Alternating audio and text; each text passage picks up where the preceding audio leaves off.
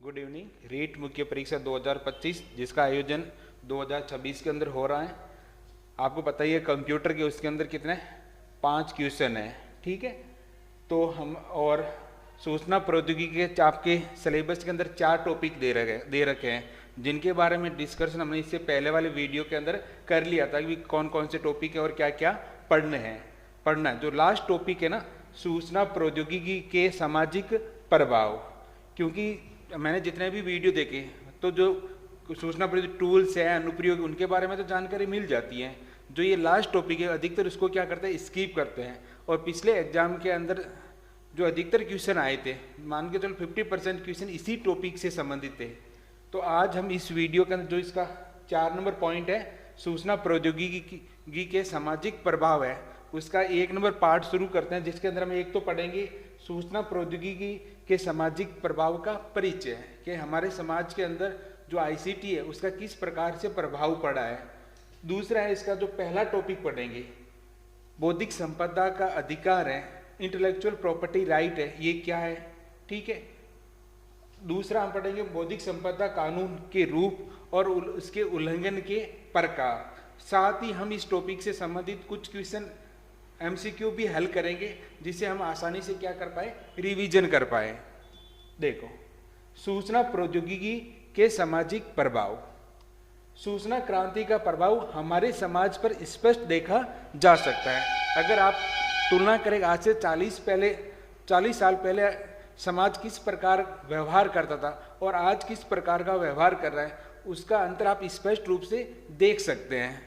ICT ने हमारे समाज को सक्रिय और जागरूक बना दिया है। आज हमारे कार्य करने का जो तरीका है वो बिल्कुल बदल चुका है। इंटरनेट के माध्यम से आज हम ईमेल करते हैं, ईमेल का इस्तेमाल, ऑडियो वीडियो चैटिंग करते हैं, वीडियो कॉन्फ्रेंसिंग का इस्तेमाल आदि के द्वारा जुड़ गए हैं। तो जो आज से 15-20 साल या सूचना प्रौद्योगिकी शुरुआत से पहले हमारे जो कम्युनिकेशन का माध्यम था वो और आज का कम्युनिकेशन का माध्यम है वो बिल्कुल बदल गया है।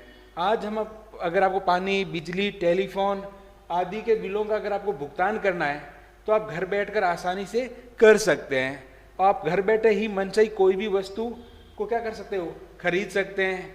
अगर आपको बस, ट्रेन है, एरोप्लेन है आदि के अंदर रिजर्वेशन करवाना है, टिकट बुक करवानी है, तो ये काम भी आप घर बैठकर इंटरनेट के माध्यम से आसानी से कर सकते हो।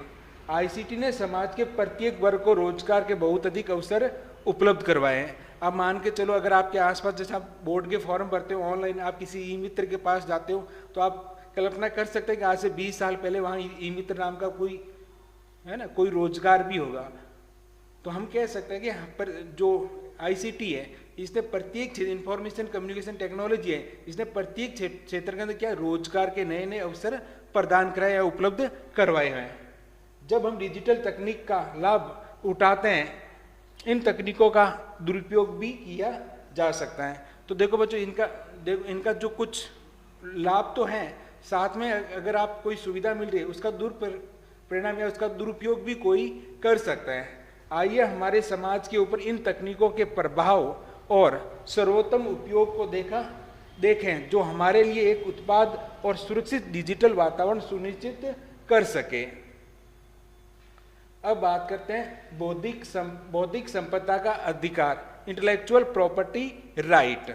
अब देखो, अगर आप सूचना प्रौद्योगिकी जो सामाजिक प्रभाव है इसके अंदर 4-5 टॉपिक आते हैं। एक तो आप ये मान सकते हो, दूसरा है आपके जो मेलिशियस सॉफ्टवेयर है जिसको मेलवेयर कहते हैं, वायरस कहते हैं, ठीक है, इनका हो गया। तीसरा टॉपिक हम सिक्योरिटी से संबंधित ले सकते हैं, जिसमें फायरवॉल क्या होता है, कौन कौन प्रकार की सिक्योरिटी, प्राइवेट की क्या होती है, पब्लिक की क्या होती है, डिजिटल सिग्नेचर क्या होते हैं। तो इसमें 4-5 टॉपिक से मिलकर बना हुआ एक टॉपिक है ना, पॉइंट है। तो हम क्या करेंगे, एक एक पॉइंट को 3 से 4 वीडियो के अंदर हम इसका पूरा सिलेबस कवर कर लेंगे इस पॉइंट का, सूचना प्रौद्योगिकी के सामाजिक प्रभाव का। जब किसी व्यक्ति के पास घर या मोटरसाइकिल होती है तो हम कहते हैं कि वह व्यक्ति उस संपत्ति का मालिक है। हमारे पड़ोस में या हमारे घर के अंदर हमारा घर है या हमारी बाइक है, कोई वाहन है, ठीक है, या हमारे पड़ोस में किसी की बाइक या घर है, तो हम कह सकते हैं कि वो पड़ोसी है, वो उस घर या उस साधन है या मोटरसाइकिल है, बाइक है, उसका क्या है, मालिक है, क्योंकि वो उसकी क्या है, संपत्ति है। इसी तरह यदि कोई नया विचार लेकर आता है तो वह यह मूल विचार उस व्यक्ति की बौद्धिक संपदा होती है। लेकिन अगर किसी दिमाग के रूप में अगर कोई विचार लेके आ रहा है, क्योंकि वो तो एक जो हमारे दिमाग के अंदर संपत्ति का जो कंसेप्ट है उस प्रकार से तो होती नहीं है, लेकिन जो उसके विचार है वो उसकी बौद्धिक संपदा है। बौद्धिक संपदा से तात्पर्य आविष्कारों, साहित्य, कलात्मक अभिव्यक्तियों, डिजाइनों, प्रतीकों, कोई नाम हो सकता है, कोई लोगो हो सकता है, ये सब कुछ क्या होते हैं, बौद्धिक संपदा यानी इंटेलेक्चुअल प्रॉपर्टी होती है। बौद्धिक संपदा का अधिकार किसी व्यक्ति बौद्धिक कार्य करने के फलस्वरूप प्राप्त कानूनी अधिकार से है। अगर आप बात करें बौद्धिक संपदा का जो अधिकार है, इंटेलेक्चुअल प्रॉपर्टी राइट्स हैं, वो किसी व्यक्ति का जो बौद्धिक कार्य कर रहा है, बौद्धिक काम कर रहा है, उसके परिणाम स्वरूप उसे एक प्राप्त क्या है, कानूनी अधिकार है। एक कलाकार के द्वारा कृत या कलाकृति संगीतकार के द्वारा बनाया गया कोई संगीत हो सकता है। एक कवि या लेखक के द्वारा लिखे गए कोई लेख अथवा काव्य पर व्यक्ति अथवा संस्था या संगठन विशेष का स्वामित्व होता है। अगर आप कोई लेख है, कोई संगीत म्यूजिक है, संगीतकार हैं, कोई काव्य हैं, ठीक है, कोई उपन्यास है, तो उसके ऊपर जो अधिकार है या तो उसके लिखने वाला का है, अगर वो किसी संस्था का है तो उस संस्था या संगठन का उस पर क्या होता है, विशेष स्वामित्व होता है, तथा उस व्यक्ति संस्था विशेष को अपने द्वारा रचित या किए गए जो मौलिक कौशल कार्य का लाभ लेने का अधिकार होता है। क्योंकि वो रचना उन संगठन, संस्थान या व्यक्ति की है, तो उसका जो लाभ है, बेनिफिट है, या उसका उपयोग करने का जो अधिकार है केवल उन्हीं का ही होता है। अतः रचयिता को इस बात का निर्णय लेने का अधिकार होता है कि उसके कार्य को कहाँ कैसे उपयोग में लिया जाए। अर्थात अगर किसी लेखक ने उपन्यास लिखा है या किसी ने कोई आविष्कार किया है तो उसका पूर्ण रूप से उस पर अधिकार होता है और वो डिसाइड या निर्णय ले सकता है कि इसका उपयोग किस प्रकार से किया जाए या कहाँ पर इसका उपयोग किया जाए। बौद्धिक संपदा का अधिकार मौलिक या उत्पाद कार्य करने के लिए प्रेरित करता है। अगर कोई उपन्यासकार कोई उपन्यास लिख रहा है, अगर उसको हर कोई छाप सकता है तो उसके पास तो कुछ बेनिफिट आएगा नहीं, वो पैसे कैसे कमाएगा। अगर एक कोई बंदा किताब लिख रहा है तो उसकी कमाई का सोर्स तो बुक ही है। अगर उसको हर कोई छाप लेगा तो फिर वो दोबारा किताब क्यों लिखेगा, ठीक है। उसी प्रकार अगर किसी ने कोई मशीन बनाई, कोई प्रोडक्ट बनाया, अगर उसको हर कोई बना लेगा वैसा का वैसा, तो फिर वो क्यों बनाएगा। तो इसीलिए जो उसके अधिकार हैं, जो बौद्धिक संपदा का अधिकार है, तो उसको इस क्षेत्र के अंदर कार्य करने के लिए क्या करता है, प्रेरित करता है, तथा नकल और चोरी करने की जो प्रवृत्ति है उस पर क्या लगाता है, रोक लगाता है। तो मेरे अनुसार आपको समझ में आ गया होगा। अगर आप बात करते कोई लेखक है, ठीक है, कोई कंपनी है, तो इन सब के जो आविष्कार बौद्धिक संपदा है उसकी जो रक्षा करने का अधिकार कौन देता है, इंटेलेक्चुअल प्रॉपर्टी राइट्स। अब बात करते हैं बौद्धिक संपदा अधिकार के अंतर्राष्ट्रीय स्तर पर संरक्षण हेतु संयुक्त राष्ट्र के द्वारा जिनेवा में 1967 में विश्व बौद्धिक संपदा संगठन वर्ल्ड इंटेलेक्चुअल प्रॉपर्टी ऑर्गेनाइजेशन की स्थापना की गई थी। अब आपको ध्यान रखना, अंतर्राष्ट्रीय स्तर पर जो बौद्धिक संपदा का जो अधिकार है, ठीक है, उसके संरक्षण हेतु संयुक्त राष्ट्र के द्वारा जिनेवा के अंदर कब हुआ था, 1967 के अंदर क्या विश्व बौद्धिक संपदा संगठन, एक संगठन का निर्माण हुआ जिसको हम कहते हैं वर्ल्ड इंटेलेक्चुअल प्रॉपर्टी ऑर्गेनाइजेशन की क्या की गई थी, स्थापना की गई थी। और इसका मूल कार्य विश्वव्यापी बौद्धिक संपदा का संरक्षण करना होता है। तो इसका मतलब ये होगा कि अगर अमेरिका के अंदर भी किसी ने कोई किताब लिखी है तो आप उसकी प्रति भारत के अंदर नहीं छाप सकते बिना उनकी परमिशन के, ठीक है। यानी पूरे विश्व के अंदर ये जो कानून है वो उनकी क्या करता है, रक्षा करता है। वर्तमान में विश्व के टोटल कितने देश हैं, 1993 देश हैं, जिसके अंदर 190 तो संयुक्त राष्ट्र के सदस्य हैं, और कुक आइसलैंड, होली सी और न्यू, ये 3 देश हैं जो संयुक्त राष्ट्र के सदस्य तो नहीं हैं, लेकिन इस संगठन के क्या है, मेंबर हैं। संयुक्त राष्ट्र के सदस्य देश जो इसमें शामिल नहीं है, तो उनकी बात करें, माइक्रोनेशिया, पलाऊ और दक्षिणी सूडान है। ये 3 देश हैं, क्योंकि आपको संयुक्त राष्ट्र संघ के अंदर भी 193 देश ही है, लेकिन आपको ये ध्यान रखना 3 देश इसमें से शामिल नहीं है, ठीक। इसमें 193 मेंबर हैं, लेकिन संयुक्त राष्ट्र के तो 190 हैं, और 3 ऐसे जो संयुक्त राष्ट्र के मेंबर नहीं है, कुक आइलैंड्स है, होली सी और न्यू है, जो एकदम छोटे छोटे देश हैं। और जो 3 देश ऐसे भी हैं जो संयुक्त राष्ट्र संघ के तो मेंबर हैं, लेकिन जो आपके WIPO है इसके सदस्य नहीं है, वो है माइक्रोनेशिया, पलाऊ, दक्षिणी सूडान। बौद्धिक संपदा संगठन के सदस्य हैं, भारत भी इस संगठन का क्या है, सदस्य है। इस संगठन के टोटल 24 अंतर्राष्ट्रीय संधियों का ये क्या करता है, संचालन करता है। सन 1995 के अंदर विश्व व्यापार संगठन, जिसको कहते हैं वर्ल्ड ट्रेड ऑर्गेनाइजेशन बना था, तो उसके पश्चात 1995 के अंदर विश्व व्यापार संगठन की स्थापना की गई, जिसको हम कहते हैं वर्ल्ड ट्रेड ऑर्गेनाइजेशन कहते हैं, जिसके अंदर agreement on the trade related except of intellectual property rights, जिसे हम कहते हैं ट्रिप्स कहते हैं, शॉर्ट में हम क्या बुलाते हैं, ट्रिप्स, इस संगठन का एक समझौता हुआ था। वर्ल्ड ट्रेड ऑर्गेनाइजेशन थी, जिसकी स्थापना 1995 में की गई थी, तो इसके अंदर एक समझौता हुआ जिसको हम ट्रिप्स बोलते हैं, और सारे देश जो भी विश्व व्यापार संगठन के सदस्य हैं उन्हें इसे क्या करना होता है, इस जो ट्रिप्स समझौता है इसको क्या करना होता है, मानना होता है, तथा अपने यहाँ पर इसी के अकॉर्डिंग अनुसार क्या बनाने होते हैं, कानून बनाने होते हैं। हम भी बौद्धिक संपदा का अधिकार से संबंधित कानूनों को इसी के कारण बदल रहे हैं, ताकि ट्रिप्स मुताबिक हो जाएं।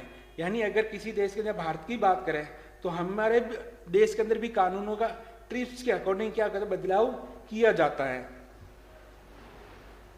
अब बात कर ट्रिप्स से आपको पता है 7 तरह के बौद्धिक संपदा के अधिकार के बारे में चर्चा की गई है, लेकिन भारत के इन 7 जो बौद्धिक संपदा के अधिकार हैं, उनको 8 अधिनियम के अंदर बौद्धिक संपदा का अधिकार को हम क्या करता है, सुरक्षित कर रखा है। पहला देखो, the biological diversity act 2002, the copyright act, आपको पता है कॉपीराइट एक्ट कब आया था, 1957 के अंदर आ गया। द डिजाइनिंग एक्ट कब आया था, 2000 के अंदर। The geographical indication of goods, यानी जिसमें रजिस्ट्रेशन और प्रोटेक्शन एक्ट 1999 के अंदर। द पेटेंट एक्ट कब आया था, 1970 के अंदर आ गया था। The protection of plant variants and farmer rights act कब आया था, 2001 के अंदर। The semiconductor integrated circuit layout design act कब आया था, 2000 के अंदर। द ट्रेड मार्केट्स एक्ट कब आया था, 1999 के अंदर। तो ये कुछ कानून हैं, ठीक है, जिसके अंदर हम बौद्धिक संपदा के जो अधिकार हैं उनकी क्या करते हैं, रक्षा करते हैं इन कानूनों के अकॉर्डिंग या अनुसार, ठीक है। देखो, इसके अलावा 2 अन्य नियम क्षेत्र हैं जिसके अंदर बौद्धिक संपदा के अधिकार को हम सुरक्षित किया जाता है। एक तो होता है ट्रेड सीक्रेट। अब पूछो कि सर ट्रेड सीक्रेट क्या होता है, तो हम इनके बारे में डिटेल में डिस्कशन करेंगे सभी एक्ट के बारे में, ठीक है। दूसरा है संविदा कानून, जिसको हम कहते हैं कॉन्ट्रैक्ट एक्ट। इन दोनों का भी इस्तेमाल, जो प्रयोग है, बौद्धिक संपदा के अधिकार को सुरक्षित करने के लिए किया जाता है। अब एक आपको बात ध्यान रखना कि जो ओपन सोर्स सॉफ्टवेयर है उनको बौद्धिक संपदा अधिकार से अलग तरह से संबंध होता है। यानी जो ओपन सोर्स सॉफ्टवेयर है उनके ऊपर बौद्धिक संपदा का जो अधिकार है वो डायरेक्ट लागू नहीं होता, क्योंकि उसका जो सोर्स कोड है, देखो ओपन सोर्स ऐसे सॉफ्टवेयर को कहा जाता है जिनका सोर्स कोड सभी के लिए खुला होता है, यानी उसके जो सोर्स कोड है उसका इस्तेमाल कोई भी कर सकता है, और ऐसे सॉफ्टवेयर का कोड कोई भी व्यक्ति संशोधित कर उसके विकास में योगदान दे सकता है या स्वयं अपने कार्य के लिए इसका निःशुल्क में क्या कर सकता है, उपयोग करता है। जो ओपन सोर्स सॉफ्टवेयर है उनके साथ जो बौद्धिक संपदा का जो अधिकार है वो अलग तरह से रिएक्ट करता है, आपको ये बात ध्यान रखनी चाहिए। अब है बौद्धिक संपदा के प्रकार। जो हमने पीछे जो 7 एक्ट पढ़े थे, जो 8 एक्ट पढ़े थे इंडिया के अंदर, तो उनके हम अलग अलग डिस्कशन करते हैं। कॉपीराइट एक्ट क्या होता है, पेटेंट क्या है, ट्रेडमार्क देखो एक्ट तो बाद में आएंगे, पहले हमें पता होना चाहिए कॉपीराइट एक्ट आता कब है, इसका मतलब क्या होता है। ट्रेड सीक्रेट क्या होता है, इंडस्ट्रियल डिजाइन क्या होती है, जियोग्राफिकल इंडिकेशन क्या होता है, प्लांट वेरिएंट्स राइट्स क्या होता है, प्लांट वैरायटी राइट्स क्या होता है। ठीक है, तो सबसे पहले बात करते हैं कॉपीराइट। इसका एक क्वेश्चन पिछली बार आपके रीट मैन के अंदर पूछा गया था। देखो कॉपीराइट क्या होता है, रचनाकारों को उसके मूल कार्य जैसे लेखन, फोटोग्राफ हो सकता है, ऑडियो रिकॉर्डिंग हो सकती है, वीडियो हो सकती है, कोई मूर्ति वास्तुशिल्प का कोई कार्य है, कंप्यूटर का कोई सॉफ्टवेयर हो सकता है, कोई मैप्स हो सकता है, फिल्में हो सकती है, किताबें हो सकती हैं, साहित्य और कलात्मक कार्यों जैसे अन्य रचनात्मक कार्यों के लिए कानूनी अधिकार प्रदान करता है। तो कॉपीराइट एक्ट, कॉपीराइट क्या होता है कि जो लेखक है, फोटोग्राफ है, ऑडियो है, रिकॉर्डिंग है, वीडियो है, वास्तुकला वास्तुशिल्प के जो कार्य है, कंप्यूटर के जो सॉफ्टवेयर है, मैप्स हैं, कुछ फिल्में हैं, किताबें हैं, जो साहित्य है, कलात्मक कार्य हैं, जो रचनाएं हैं, इनको कानूनी अधिकार क्या करता है, प्रदान करता है। जो कॉपीराइट है स्वचालित रूप से रचनाकारों, लेखकों को दिए जाते हैं। तो ये अधिकतर जो इस्तेमाल करते हैं, जो स्वचालित रूप से जो रचनाकार होते हैं, जो लेखक होते हैं, वो इन कॉपीराइट कानून का क्या करते हैं, इस्तेमाल करते हैं। कॉपीराइट कानून धारक को अधिकार, कॉपीराइट कानून कॉपीराइट धारकों को अधिकारों का एक सेट होता है। तो कॉपीराइट कानून है वो क्या होता है, कॉपीराइट धारक है जो कॉपीराइट का इस्तेमाल करते हैं, उनके लिए एक अधिकारों का क्या होता है, एक सेट होता है जिसका कानूनी रूप से वह अकेले ही लाभ उठा सकते हैं। तो कॉपीराइट एक्ट का इस्तेमाल वही इस्तेमाल कर सकते हैं जो जिनको ये अधिकार प्राप्त हैं। हर कोई इस अधिकार का इस्तेमाल नहीं कर सकता। जैसे किसी की रचना कर रखी है और दूसरा उसकी प्रतिलिपि इस्तेमाल कर रहा है, तो थर्ड पर्सन आके उसके ऊपर कॉपीराइट एक्ट का इस्तेमाल नहीं कर सकता। जिनकी रचना है वही उस कानून का क्या कर सकता है, इस्तेमाल कर सकता है।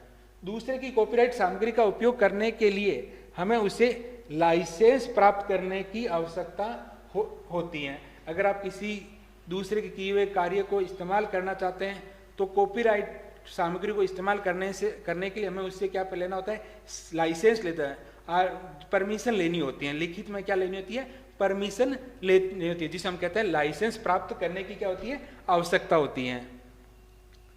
अब बात करते हैं पेटेंट क्या होता है। पेटेंट आमतौर पर आविष्कारों के लिए दिया जाता है। जो विज्ञान के अंदर जो शोध कार्य होते हैं, जो नए नए आविष्कार हो रहे हैं, उनके लिए हम आमतौर पर जिस शब्द का इस्तेमाल जिस कानून के इस्तेमाल करते हैं उसको हम कहते हैं पेटेंट। कॉपीराइट के विपरीत आविष्कार को पेटेंट कराने के लिए आवेदन यानी फाइल करने की आवश्यकता होती है। जैसे कॉपीराइट तो सीधा ही मिल जाता है, ठीक है, अगर मेरी रचना में कॉपीराइट का इस्तेमाल कर सकता हूँ, लेकिन पेटेंट का जो अधिकार है उसको लेने के लिए पहले आपको जो आपका शोध है, जो आपका आविष्कार है, उसको पहले पेटेंट के लिए आवेदन करना होता है। अगर आपका आवेदन अप्रूवल हो जाता है तो फिर आप उसके क्या हो जाते हैं, मालिक हो जाते हैं। और अगर कोई दूसरा इस्तेमाल करेगा तो पहले आपसे क्या लेनी होगी, उससे परमिशन लेनी होगी। जब एक पेटेंट दिया जाता है तो मालिक को संरक्षित आविष्कार का उपयोग, बिक्री और वितरित करने से दूसरों को रोकने का विशेष अधिकार प्राप्त हो जाता है। अगर किसी को पेटेंट मिल गया है किसी भी आविष्कार का, तो फिर वो क्या, अगर दूसरों से उसके उपयोग करने या बिक्री करने या वितरित करने से दूसरों को क्या करता है, रोकने का उसे क्या मिल जाता है, एक विशेष अधिकार प्राप्त हो जाता है। पेटेंट धारी को यह तय करने का पूरा नियंत्रण देता है कि आविष्कार का उपयोग दूसरों के द्वारा किया जा सके या नहीं। तो पेटेंट है वो पेटेंट धारी को ये तय करने का पूरा अधिकार देता है कि उसके आविष्कार का दूसरों के द्वारा उपयोग किया जा सकता है या नहीं। और एक जो पेटेंट करवाते हैं वो कितने साल के लिए वैलिड होता है, 20 वर्ष तक के लिए उसके आविष्कार की क्या करता है, रक्षा करता है। पेटेंट क्या करता है, 20 वर्ष तक उसने जो आविष्कार किया है उसकी क्या करता है, रक्षा करते हैं। इसके बाद इसे स्वतंत्र रूप से उपयोग लिया जा सकता है। यानी कोई भी पेटेंट करवाई गई जो आविष्कार है वो 20 साल तक तो उसका अधिकार रहता, उस पर अधिकार रहता है, फिर उसको सार्वजनिक रूप से कोई भी उसका इस्तेमाल कर सकता है। अब बात करते हैं ट्रेडमार्क।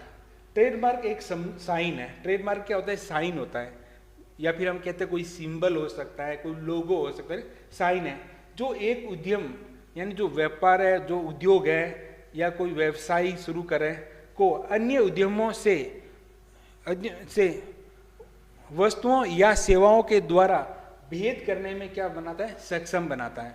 जो ट्रेडमार्क है वो क्या करता है कि जो उसके अपोजिट जो उद्योग है या जो कंपनियां हैं उससे अपनी वस्तुओं को अलग करने के लिए हम किसका इस्तेमाल करते हैं? ट्रेडमार्क का।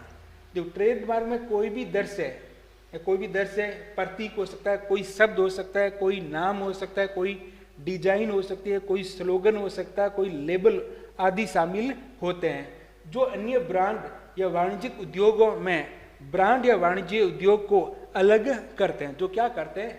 किसी भी ब्रांड को अन्य ब्रांड से क्या करते हैं? अलग प्रदर्शित करते हैं। तो ध्यान रखना, ट्रेडमार्क का इस्तेमाल कोई प्रतीक हो सकता है, शब्द हो सकता है, कोई नाम हो सकता है, कोई डिजाइन हो सकता है, कोई स्लोगन हो सकता है, कोई लेबल होता है। उनका इस्तेमाल इसलिए किया जाता है ताकि दूसरी जो उद्योग है, जो ब्रांड है, उससे अपने आप को क्या कर सकते हैं? अलग कर सकते हैं। अब बात करते हैं व्यापार रहस्य, जिसको हम कहते हैं ट्रेड सीक्रेट। अब देखो, ये वैसे तो डायरेक्ट तो कानून के अंदर नहीं है, लेकिन उनसे संबंधित है। कैसे? देखो, ये गोपनीय जानकारी है जो किसी व्यवसाय को प्रतिस्पर्धात्मक लाभ प्रदान करती है, जिसमें सूत्र, प्रक्रियाएं, ग्राहक की सूची आदि शामिल होती हैं। व्यापार रहस्य पेटेंट की तरह पंजीकृत नहीं होते हैं, बल्कि गोपनीय बनाए रखने पर निर्भर करते हैं। जो ट्रेड सीक्रेट होता है ना, वो पेटेंट की तरह नहीं होता। ठीक है? तो इसमें क्या होता है कि जैसे पेप्सी है, कोका कोला है, ठीक है, तो इनको बनाने का जो फॉर्मूला होता है उसको हम क्या कहते हैं? ट्रेड सीक्रेट कहते हैं। वो गोपनीय होता है, ठीक है, जिसको सार्वजनिक नहीं कर सकते। अगर कोई उस कंपनी का मेंबर उस फॉर्मूले को सार्वजनिक करता है तो उसके ऊपर महान हानि का केस किया जा सकता है। ठीक है? तो उसके लिए उसको रजिस्ट्रेशन करवाने की आवश्यकता नहीं होती। ठीक है? अगला औद्योगिकी डिजाइन, जिसको हम कहते हैं इंडस्ट्रियल डिजाइन। अब आप पूछोगे सर, लोगो तो हमने रजिस्टर करवा दिया, लेकिन आपने देखो कई कंपनी जो प्रोडक्ट बनाती है केवल लोगो ही नहीं होता, उसको बनाने का जो पैटर्न है, किस तरह की डिजाइन है, और अगर मान लो उसको पैकिंग है तो पैकिंग किस प्रकार कर रहा है, उसको भी आप दूसरी कंपनी वाले उसको क्या नहीं कर सकते? नकल नहीं कर सकते। तो उसके लिए जो एक्ट है, डिजाइनिंग एक्ट है, इंडस्ट्रियल डिजाइनिंग एक्ट। औद्योगिक डिजाइन एक लेख के सजावटी या सौंदर्य पहलू को बताता है। जैसे अगर किताब की बात करें तो अब किताब किस प्रकार से, अगर जो कवर पेज किस प्रकार का डिजाइन किया गया, तो कोई दूसरी किताब वाला उस कवर पेज को वैसा का वैसा कॉपी नहीं कर सकता। एक डिजाइनिंग 3 आयामी सुविधाएं, जैसे आकार, यानी किस आकार का है, उसका लेख, द्विआयामी सुविधाओं की सतह, जैसे पैटर्न, लाइनें, रंग से मिलकर कर सकते हैं। तो इसको हमें सीधा सा शब्द कंफ्यूज नहीं होना है। किसी भी उत्पादन के दर से आयामी सजावटी और सौंदर्य संबंधी जो पहलू की उसकी ये क्या करता है? रक्षा करता है। यानी कोई भी उत्पाद है, कोई भी सामान है, जो जिस प्रकार से दिखाई दे रहा है दर से आयामी, यानी किस प्रकार से उसको सजावट कर रखी है, या सौंदर्य संबंधित जो आप पहलू उसमें शामिल करते हैं, यानी कौन सा कलर लेना है, बॉक्स की साइज क्या होती है, पैकिंग किस प्रकार करनी है, तो दूसरा इसकी नकल नहीं करें, तो इससे जो रक्षा करता है वो कौन सा होता है? Industrial designing act. अगला है भौगोलिक संकेत, जिसको हम कहते हैं जियोग्राफिकल इंडिकेशन। भौगोलिक संकेत किसी उत्पादक के ओरिजिन की ओर इंगित करता है। यानी जो जियोग्राफिकल इंडिकेशन जब हम लिखते हैं made in India, made in China, ये क्या बताते हैं कि जो ये प्रोडक्ट है, ये जो सामान है, ये जो वस्तु है, कहाँ पर बनी हुई है। ठीक है? जो ओरिजिन जहाँ बनी है उनकी ओर क्या करता है? इंगित करता है। साथ ही उस उत्पाद की विशेषताएं उसके स्थान से जुड़ी होती हैं। अब जैसे हम कोई भी लिखते हैं कि मेड इन चाइना, हम कहते हैं वो तो सामान खराब ही होगा। क्यों? क्योंकि हमारी धारणा क्या बनती है, उस लोगों को देखकर ही, हम जहाँ पर ये प्रोडक्ट बना है, अगर मेड इन जापान, हमको तो हाँ बहुत अच्छा प्रोडक्ट होगा। तो ये हमारी धारणा किसकी वजह से? जो जियोग्राफिकल इंडिकेशन होता है, इसकी वजह से, ठीक है। तो क्यों? क्योंकि ये ओरिजिन जहाँ पर ये सामान बना उसकी ओर इंगित करता है, और उत्पाद के स्थान के आधार पर हमारी जो धारणा है वो बदलती है। एक भौगोलिक संकेत में माल के मूल की जगह का नाम भी शामिल होता है। तो इसमें देखो दो तीन नाम, एक तो मैन्युफैक्चरिंग बाय इंडिया है, ठीक है, कई बार असेंबल होता है इंडिया के अंदर। तो आपको देखना होता है कि सामान मूल रूप से कहाँ का है और कहाँ पर मैन्युफैक्चर हुआ, कहाँ पर असेंबल हुआ है, तो उसके अनुसार अलग अलग संकेत हो सकते। जैसे अगर मोबाइल है, जैसे हम चाइना का मोबाइल आता है, इंडिया के अंदर असेंबल होता है, वहाँ लिखा होता मेड इन इंडिया, लेकिन जैसे उसके पार्ट देखोगे अंदर के, तो वहाँ पर क्या लिखा होता है? Made in China. पौध किस्म अधिकार, प्लांट वैरायटी राइट्स, इन्हें पादप प्रजनन अधिकार भी कहा जाता है। ये पौधों की नई किस्मों के प्रजनकों को उनके नए किस्मों के उत्पादक और बिक्री के लिए विशेष अधिकार प्रदान करते हैं। तो आपको पता है जो फसलें होती हैं, फार्मर एक्ट है, plant variant rights and farmer act, जिसके अंदर विभिन्न प्रकार की जो फसलें हैं उनकी जो नई नई किस्में विकसित की जा रही है, तो जो किस्म उसको विकसित कर रहा है उसको उसका पूरा उस पर क्या होता है? विशेष अधिकार होता है कि किसको बेचनी है, किसको नहीं बेचनी है, ठीक है। अब है बौद्धिक संपदा के जो अधिकार दे रखे हैं, किस प्रकार से इनका उल्लंघन होता है और कि अगर होता है तो हम उससे किस प्रकार से बच सकते हैं। तो बौद्धिक संपदा का अधिकार का उल्लंघन निम्न में से किसी एक तरीके से हो सकता है: साहित्य चोरी के रूप में, कॉपीराइट उल्लंघन, ट्रेडमार्क उल्लंघन, सॉफ्टवेयर की आप पायरेसी करते हो। तो ये सब कुछ क्या है? बौद्धिक संपदा के उल्लंघन करने के कुछ तरीके हैं जिनसे हमको क्या करना है? बचना चाहिए। अब देखो साहित्य चोरी क्या होता है। देखो, किसी लेखक के द्वारा किसी दूसरे की भाषा, विचार, उपाय, शैली आदि का अधिकांशतः नकल करते हुए अपनी मौलिक कृति के रूप में प्रकाशित करना साहित्य चोरी कहलाता है। अगर किसी लेखक की कोई किताब की कुछ शब्द हैं, कुछ पैराग्राफ हैं, या कुछ उसके लिखने का जिस शैली है, या किसी के बारे में उसने कुछ उपाय बताए हुए हैं, अगर आप उसका अधिकांशतः या कुछ पार्ट है ना उसकी नकल करके अपनी कृति के अंदर, अपनी किताब के अंदर, अपने नोट्स के अंदर शामिल करके उसको प्रकाशित करवाते हैं कि ये मैंने ही लिखा है, तो इसको हम कहेंगे साहित्य चोरी। इंटरनेट की उपलब्धता के साथ ही हम टेक्स्ट, चित्र, ऑडियो को तुरंत कॉपी या साझा या शेयर कर सकते हैं। अब आपको पता है इंटरनेट का ज़माना है, तो आप किसी भी टेक्स्ट को या कोई भी वीडियो है या फिर कोई भी चित्र है उसको आसानी से दूसरों के साथ क्या कर सकते हो? शेयर कर सकते हो।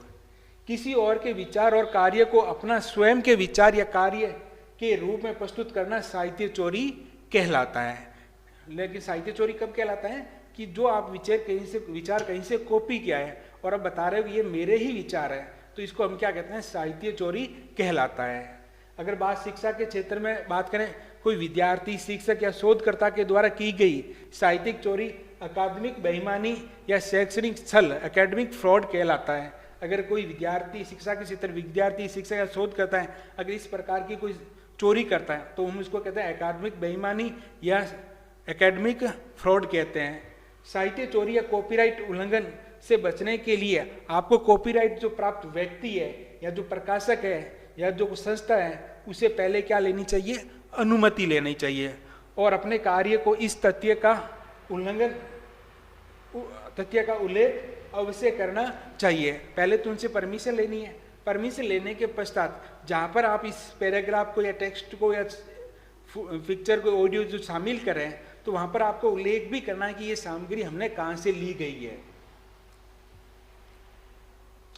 अब दूसरा है कॉपीराइट उल्लंघन। अब देखो उसमें जैसे साहित्य चोरी के अंदर जब नकल मार के अपना बताकर दूसरे को बेचते हैं, वो तो कहता है अकादमिक जो साहित्य चोरी, लेकिन एक बात को वो कॉपीराइट एक्ट के अंदर ही आता है, लेकिन कॉपीराइट थोड़ा सा बड़े एरिया को कवर करता है। तो समझते हैं कॉपीराइट उल्लंघन कैसे होता है। देखो, कॉपीराइट उल्लंघन तब होता है जब किसी अन्य व्यक्ति के काम का उपयोग करने की अनुमति प्राप्त किए बिना उसका उपयोग करते हैं। उदाहरण के लिए आप ये भी मान लो, अगर किसी कोचिंग इंस्टीट्यूट है, उसका किसी ने कोर्स लिया है, आप अपने दोस्त के साथ शेयर कर रहे हो, तो वो भी कॉपीराइट उल्लंघन के अंदर ही आता है। तो इसका मतलब क्या हुआ, किसी अन्य व्यक्ति के काम का उपयोग करने की अनुमति आपको नहीं है, फिर भी आप उसका क्या कर रहे हो, उपयोग करते हो, या हमने इसके लिए भुगतान नहीं किया है, अगर इसे बेचा जा रहा है तो, और अगर जो आप कॉपीराइट जो सामान है अगर उसको बेचा जा रहा है और उसके लिए हमने उसका भुगतान नहीं किया है तो भी वो क्या है, कॉपीराइट का क्या है, उल्लंघन है। मान लीजिए कि हमने इंटरनेट पर एक चित्र को क्या किया, डाउनलोड किया। आपको पता है इंटरनेट बहुत सारे फोटो उपलब्ध हैं, हमने वहां से कोई भी एक चित्र को क्या कर लिया, डाउनलोड कर लिया और इसे अपने, ठीक है, और इसे अपने प्रोजेक्ट में उपयोग करते हैं। लेकिन अगर चित्र के कॉपीराइट का स्वामी इसके मुक्त उपयोग की अनुमति नहीं देता है तो हमारे प्रोजेक्ट में छवि का संदर्भ देने के बाद भी छवि का उपयोग कॉपीराइट का क्या है, उल्लंघन है। इसका मतलब ये हुआ कि आपने इंटरनेट से एक फोटो डाउनलोड किया और अपने प्रोजेक्ट के अंदर इसको क्या कर लिया, शामिल कर लिया, लेकिन आपने जो उसका स्वामी है, जो स्वामी है जिसकी वो फोटो है, उनसे आपने परमिशन तो ली नहीं, लेकिन आपने अपने प्रोजेक्ट के अंदर उसका संदर्भ दे दिया कि मैंने ये फोटो वहां से ली गई है, फिर भी ये क्या है, कॉपीराइट का क्या है, उल्लंघन है। ठीक है, केवल संदर्भ से कुछ नहीं होता। अगर वो चाहता है कि नहीं मुझे संदर्भ से क्या करना है, अगर आप मेरी फोटो का इस्तेमाल करो, आप मुझे पैसे दो, ठीक है, सिर्फ इसलिए कि ये इंटरनेट पर है इसका मतलब ये नहीं है कि ये उपयोग के लिए मुफ्त में या फ्री में है। अगर आपको ये लगता है कि ये तो सामग्री इंटरनेट पर पड़ी है तो हम तो इसका इस्तेमाल कर सकते हैं, नहीं, ये मुफ्त या फ्री में नहीं है। इसीलिए साहित्य चोरी से बचने के लिए लेखक का काम का उपयोग करने से पहले उनकी कॉपीराइट स्थिति की जांच कर लें। यानी अगर आप किसी कोई चीज कॉपी कर रहे हैं तो पहले ये जांच लें कि ये कॉपीराइट इसने ले रखा कि नहीं, या कॉपीराइट है कि जो आप साहित्य शामिल है जो लिख रहे हैं, जो किसी बुक से लिया गया, क्या वो कॉपीराइट के अंदर आता है कि नहीं। अब आता है ट्रेडमार्क उल्लंघन। ट्रेडमार्क उल्लंघन का अर्थ है कि उत्पादों और सेवाओं पर दूसरे के ट्रेडमार्क का अनधिकृत उपयोग। आप लोगों ने देखा होगा, जैसे कई बार जो शूज आते हैं एडिडास के, ठीक है, उसमें क्या करते हैं, उसे क्योंकि एडिडास एक फेमस शूज बनाने वाली कंपनी है, अब दूसरे वाले क्या करते हैं, उसमें एडिडास के अंदर कुछ अल्फाबेट चेंज करके उसकी क्या कर लेते हैं, नकल करते हैं। तो ये क्या ट्रेडमार्क का क्या है, उल्लंघन है। ट्रेडमार्क का मालिक किसी ऐसे व्यक्ति के खिलाफ कानूनी कार्रवाई शुरू कर सकता है जो उसके पंजीकृत ट्रेडमार्क का उल्लंघन करता है। यानी किसी का ट्रेडमार्क, किसी ने किसी स्लोगन है, कोई पैटर्न है, उसका ट्रेडमार्क ले रखा है, कोई नाम का, कोई लोगो का, तो दूसरा अगर इसका उस लोगो या ट्रेडमार्क का इस्तेमाल करता है तो उसके खिलाफ कानूनी कार्रवाई की जा सकती है। अगला सॉफ्टवेयर पायरेसी। सॉफ्टवेयर पायरेसी या सॉफ्टवेयर का अनधिकृत उपयोग या वितरण सॉफ्टवेयर प्रतिलिपि के लिए लाइसेंस खरीदने वालों के पास कॉपीराइट स्वामी की अनुमति के बिना अतिरिक्त प्रतिलिपि बनाने का अधिकार नहीं होता। तो सॉफ्टवेयर पायरेसी कैसे होती है? सॉफ्टवेयर पायरेसी का मतलब अगर कोई सॉफ्टवेयर है उसको आप अनधिकृत उपयोग या वितरित करते हो, किसी दूसरे के साथ शेयर करते हो, तो हम उसको कहते हैं सॉफ्टवेयर पायरेसी। जो सॉफ्टवेयर पायरेसी की प्रतिलिपि के लिए लाइसेंस खरीदने वालों के पास कॉपीराइट स्वामी की अनुमति के बिना अतिरिक्त प्रतिलिपि बनाने का अधिकार नहीं है। उदाहरण के लिए आपने एक सॉफ्टवेयर खरीद लिया तो वो केवल एक आपके लिए उपयोग के लिए, उसकी आप प्रतिलिपि नहीं बना सकते। ऐसा नहीं है कि आपने एक सॉफ्टवेयर खरीद लिया और मैं दूसरों के साथ अपने सॉफ्टवेयर को शेयर कर रहा हूँ, तो ये भी कॉपीराइट एक्ट के खिलाफ है, नहीं कर, सॉफ्टवेयर पायरेसी के अंदर आता है। ठीक है, चाहे वह बिक्री के लिए लिया गया हो, मुक्त वितरण के लिए या कॉपियर के स्वयं के उपयोग के लिए किया गया हो, यह कॉपीराइट उल्लंघन के बराबर है। इसका मतलब है कि भले ही वो सॉफ्टवेयर है आपने खरीद रखा तो आप अपने उपयोग के लिए किसी दूसरे के साथ उसका इस्तेमाल नहीं कर सकते। सॉफ्टवेयर पायरेसी से बचना चाहिए आपको, हमेशा इस प्रकार के सॉफ्टवेयर पायरेसी से क्या बचना चाहिए। पायरेटेड सॉफ्टवेयर का उपयोग न केवल कंप्यूटर सिस्टम के प्रदर्शन को कम करता है बल्कि सॉफ्टवेयर उद्योग को भी प्रभावित करता है। तो देखो आपके कंप्यूटर को भी इनडायरेक्ट रूप से नुकसान पहुंचता है, क्योंकि इसके अंदर वायरस आ सकता है, क्योंकि उसको क्रैक किया गया है। साथ ही आप मतलब जो सॉफ्टवेयर इंडस्ट्री है, अगर हर को एक सॉफ्टवेयर खरीद के अगर एक ही सॉफ्टवेयर पेमेंट, एक ही बंदा पेमेंट कर रहा है और 10 जने इसका इस्तेमाल कर रहा है, तो फिर वो इंडस्ट्री आगे ग्रोथ कैसे करेगी? क्योंकि उसका प्रोडक्ट तो मार्केट में जा रहा है, ठीक है।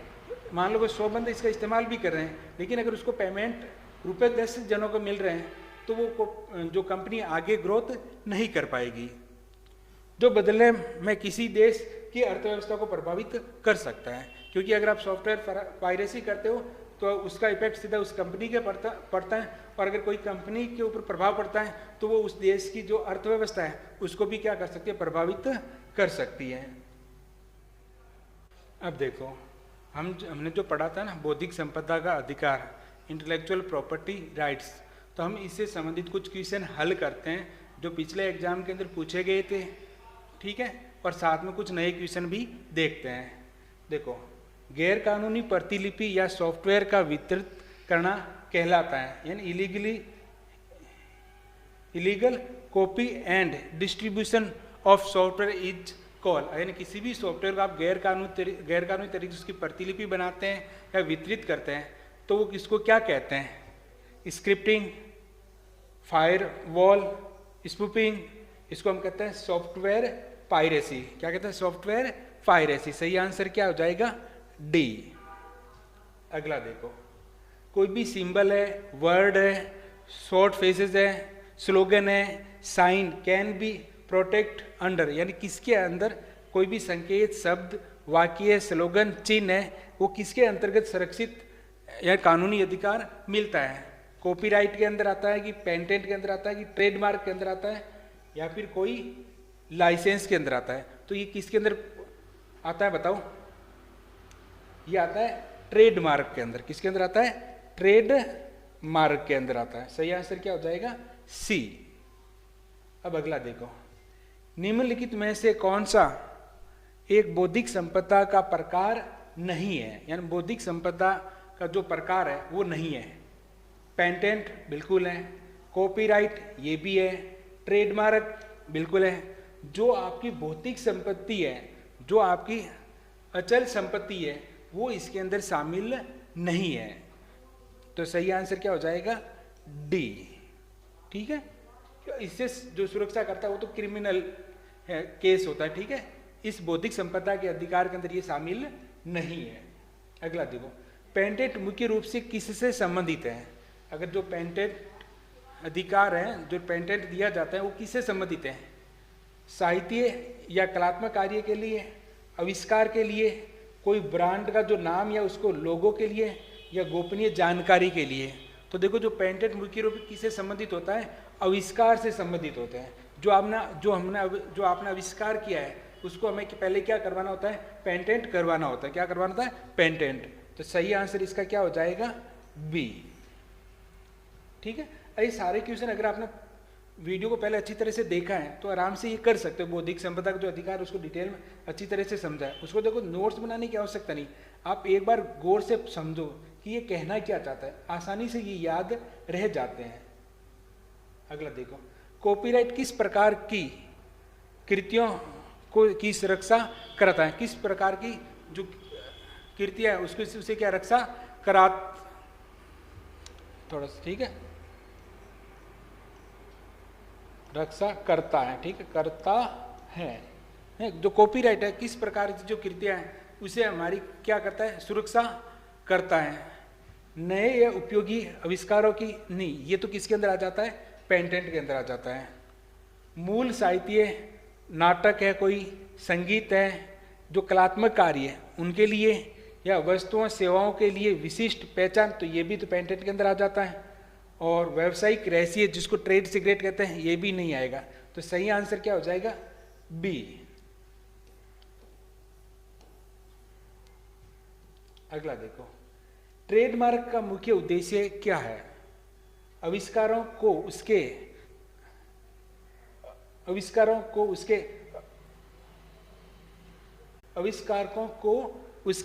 आविष्कारों के लिए विशेष अधिकार प्रदान करता है। जो ट्रेडमार्क है आविष्कारों को उसके आविष्कारों के लिए विशेष अधिकार प्रदान करता है? जी नहीं, इसके लिए तो हम किसका इस्तेमाल करते हैं? पेटेंट का इस्तेमाल करते हैं। लेखक और कलाकारों की जो मूल कार्य है के लिए उसको अधिकार प्रदान करता है। तो इसके लिए हम इस्तेमाल करते हैं कॉपीराइट का। किसका इस्तेमाल करते हैं? कॉपीराइट का। वस्तुओं और सेवाओं को दूसरे से अलग पहचानना, तो ट्रेडमार्क का इसीलिए इस्तेमाल किया जाता है ताकि वस्तुओं और सेवाओं को दूसरों से अलग पहचान बन सके। इसीलिए प्रत्येक कंपनी का एक लोगो होता है या उसका कंपनी का मुख्य जो नाम होता है, ठीक है। व्यावसायिक जानकारी की गोपनीय बनाए रखना, इसको तो हम ट्रेड सीक्रेट कहते हैं। तो सही आंसर क्या हो जाएगा? सी। अगला देखो, एक पेटेंट आमतौर पर कितने समय के लिए वैध होता है, यानी वैलिड होता है। अगर आपने कोई चीज पेटेंट करवाई है, कोई आविष्कार पेटेंट करवाया है, तो वो कितने समय तक वो उस अधिकार के अंडर या उसकी वैधता होती है? क्या 5 वर्ष के लिए, 10 वर्ष के लिए, 20 वर्ष के लिए या अनिश्चित काल के लिए? तो इसका सही आंसर है 20 वर्ष के लिए। कोई भी जो पेटेंट करवाता है आविष्कार, वो 20 साल तक उसकी क्या करता है? सुरक्षा करता है। कितने साल तक? 20 साल तक उसकी सुरक्षा करता है, अन्य किसी के द्वारा उपयोग करने से उसे उसकी क्या करता है? रक्षा करता है। यानी कोई भी पेटेंट सामग्री है, बिना उसके परमिशन के कोई दूसरा इस्तेमाल नहीं कर सकता। कब तक? 20 साल तक। अब अगला दो, भारत में कॉपीराइट अधिनियम किस वर्ष में पारित किया गया था? तो आपको पता है भारत में कॉपीराइट अधिनियम कब आया था? 1957 के अंदर। सही आंसर क्या हो जाएगा? ए। अगला देखो, निम्नलिखित में से कौन सा ट्रेडमार्क का एक उदाहरण है? एक उपन्यास, तो एक उपन्यास होता है वो किसके अंदर आता है? कॉपीराइट के अंदर आता है। एक संगीत रचना, तो संगीत रचना भी किसके अंदर आती है? कॉपीराइट के अंदर आती है। एक नई रासायनिक प्रक्रिया, तो ये पेटेंट के अंदर आ जाएगी, ठीक है। एक कंपनी का लोगो, वो किसके अंदर आता है? ट्रेडमार्क के अंदर आता है। सही आंसर क्या हो जाएगा? सी। अब अगला देखो, भौगोलिक संकेत, जिसको हम जियोग्राफिकल इंडिकेशन कहते हैं, किससे संबंधित है? क्या आविष्कार से संबंधित है? नहीं। आविष्कार से संबंधित तो क्या होता है? पेटेंट होता है।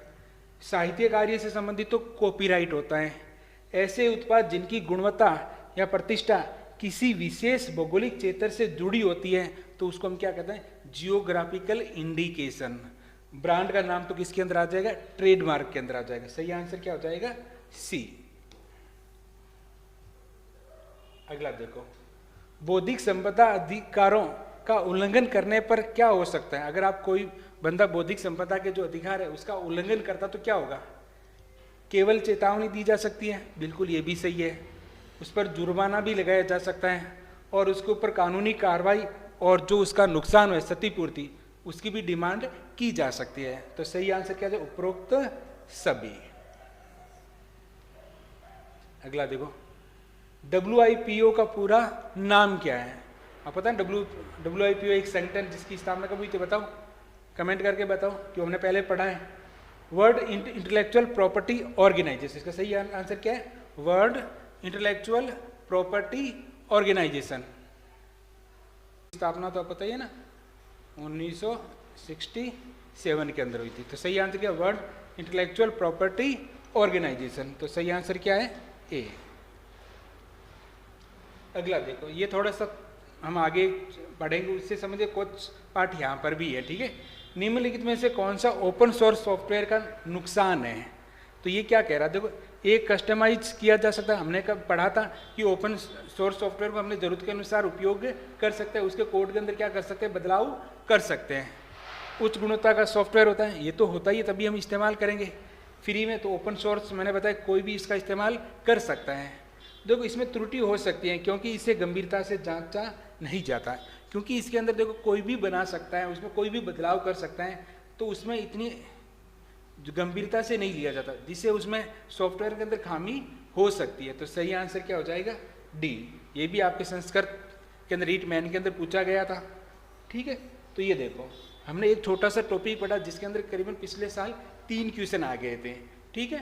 तो अगर बात करें इसको, जो सूचना प्रौद्योगिकी के जो सामाजिक प्रभाव है, उससे करीबन मान के तो तीनों सब्जेक्ट के अंदर अगर मान के 45 क्वेश्चन आए थे ना, जो हमने पहले इससे पहले वाले वीडियो के अंदर हल करवाए थे।